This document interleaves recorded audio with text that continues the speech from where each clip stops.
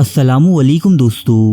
حضرت آدم علیہ السلام اس دنیا میں پیدا ہونے والے سب سے پہلے انسان اور اللہ تعالیٰ کے سب سے پہلے نبی تھے۔ آپ علیہ السلام جنت سے اس زمین پر اتارے گئے۔ یوں تو حضرت آدم علیہ السلام کے بہت سے بیٹے اور بیٹیاں تھیں، لیکن ان میں سب سے زیادہ شہرت حابیل اور قابیل نامی دو بیٹوں کو ملی۔ قابیل جو اپنے ہی بھائی حابیل کو ملنے والی عزت و تکریم کے باعث اس سے بے پناہ حسد کرتا تھا، ایک دن اس نے شیطان کے بہکاوے میں آ کر اپنے بھائی حابیل کو موت کے گھاٹ اتار دیا۔ قابیل نے اپنے نفس اور لالچ کی زد میں آ کر یہ عمل انجام تو دے دیا، البتہ اس کے بعد نہ صرف قابیل بلکہ اس کی آنے والی تمام نسلیں راندہ درگاہ ہو گئیں اور خدائے وحدہ لا شریک کے راستے سے بھٹک کر شرک اور بت پرستی کی دلدل میں جا گریں۔ اپنے پیارے بیٹے حابیل سے کوئی وارث نہ ہونے کے سبب حضرت آدم علیہ السلام شدید مغموم رہنے لگے، لہٰذا حابیل اور قابیل کے اس واقعے کے 50 سال بعد اللہ پاک نے حضرت آدم علیہ السلام کو شیس نامی ایک اور فرزند عطا فرمایا۔ اللہ تعالیٰ نے حضرت شیس علیہ السلام کو حابیل کے نیم البدل کے طور پر حضرت آدم علیہ السلام کو عطا فرمایا تھا، اس لیے حضرت شیس اپنے والد کے انتہائی فرما بردار اور ہونہار بیٹے ثابت ہوئے۔ اللہ رب العزت نے حضرت شیس علیہ السلام کو نبوت سے بھی سرفراز کیا۔ حضرت شیس علیہ السلام ایک صاحب مصحف نبی تھے جن پر اللہ تعالیٰ نے 50 صحیفے نازل فرمائے، اور اس کے علاوہ بھی بہت سے علوم حضرت شیس علیہ السلام سے منسوب ہیں۔ جب حضرت آدم علیہ السلام کی وفات کا وقت قریب آیا تو آپ نے اپنے بیٹے حضرت شیس علیہ السلام کو بلایا اور انہیں دن رات کی گھڑیوں اور اوقات کا علم سکھایا، اور زمین پر عنقریب آنے والے ایک طوفان عظیم کی اطلاع دی، اور یہ بھی بتایا کہ یہ طوفان زمین پر تقریباً 7 سال تک رہے گا۔ اس کے بعد حضرت آدم نے حضرت شیس علیہ السلام کو اپنا جانشین مقرر کیا، اور اپنی وفات کے بعد تمام زمین کی بادشاہت و حکومت ان کی سپرد کر دی۔ 960 برس زندہ رہنے کے بعد حضرت آدم علیہ السلام اس دنیا سے رخصت ہوئے۔ چونکہ اس وقت تک نماز جنازہ کا کوئی طریقہ کار متعین نہیں تھا، اس لیے حضرت آدم علیہ السلام کے جسد خاکی کو نوس پہاڑ کے ایک غار میں اس وقت تک بطور امانت رکھا گیا کہ جب تک حضرت جبرائیل علیہ السلام آ کر ان کی نمازی جنازہ ادا نہ کر دیں۔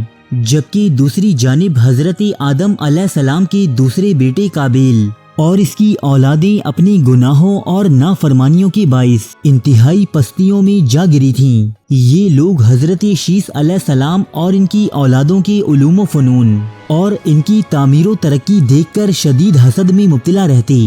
پھر ایک دن شیطان ایک دوست اور خیر خواہ کے روپ میں ان کے پاس ظاہر ہوا، اور اس نے اولادی قابیل کی محرومیوں اور پستیوں سے فائدہ اٹھاتے ہوئے انہیں بتایا کہ کیا تم جانتے ہو کہ اولاد شیس علیہ السلام کی مقبولیت اور ترقی کا کیا راز ہے؟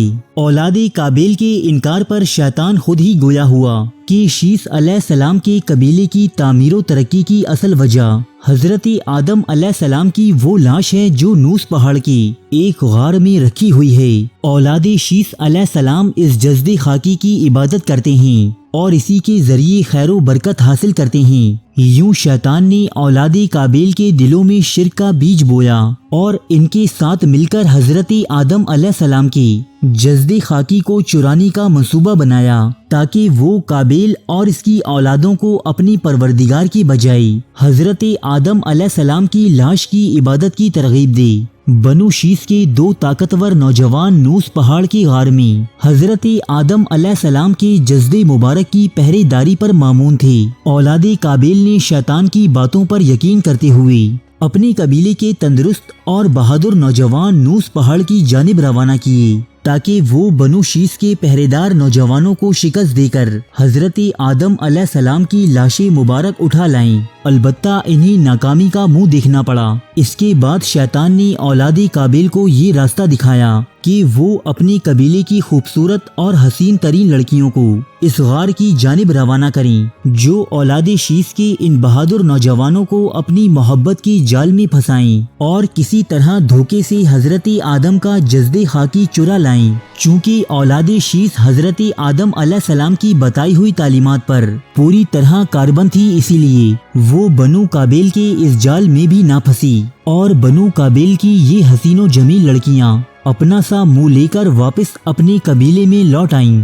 اسی دوران حضرت جبرائیل علیہ السلام فرشتوں کی ایک جماعت کے ساتھ تشریف لائے اور حضرت آدم علیہ السلام کی نمازی جنازہ ادا کرنے کے بعد ان کی تجہیز و تدفین کر دی گئی۔ جب ابلیس کا یہ منصوبہ بری طرح ناکام ہوا تب اس نے اولاد آدم کو بہکانے کے لیے ایک نئی چال چلی۔ اس وقت اولاد آدم میں ود، سوا، یغوث، یعوق اور نصر نامی 5 بہترین اور صالح افراد موجود تھے۔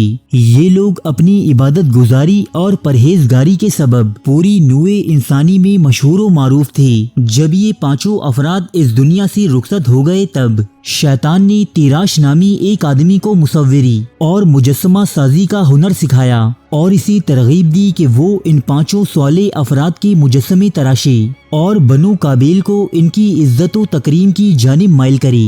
ابلیس کا یہ منصوبہ کامیاب ہوا اور ان لوگوں نے خدائے وحدہ لا شریک کی جگہ ان خود ساختہ معبودوں کی عبادت شروع کر دی۔ بعد ازاں حضرت نوح علیہ السلام نے اس قوم کو شرک سے باز رکھنے اور ایک خدا کی عبادت کرنے کی تعلیم دی، لیکن آپ کی سینکڑوں برس پر محیط تبلیغ کا ان مشرکوں پر کوئی اثر نہ ہوا۔ بالآخر اللہ تعالیٰ نے ایک عظیم طوفان کے ذریعے اس زمین کو مشرکین کے وجود سے پاک کر دیا۔ آج اس دنیا میں جتنے بھی لوگ موجود ہیں یہ سب کے سب حضرت شیث علیہ السلام کی اولاد میں سے ہیں۔ آج اپنے ہی بھائی کے قاتل اور ابلیس کے ساتھی قابیل کا کوئی نام لیوا تک اس دنیا میں موجود نہیں۔ اس ویڈیو کی تیاری میں مندرجہ ذیل کتابوں سے مدد لی گئی ہے: تذکرہ انبیاء، قصص القرآن، تاریخ طبری اور طبقات ابن سعد۔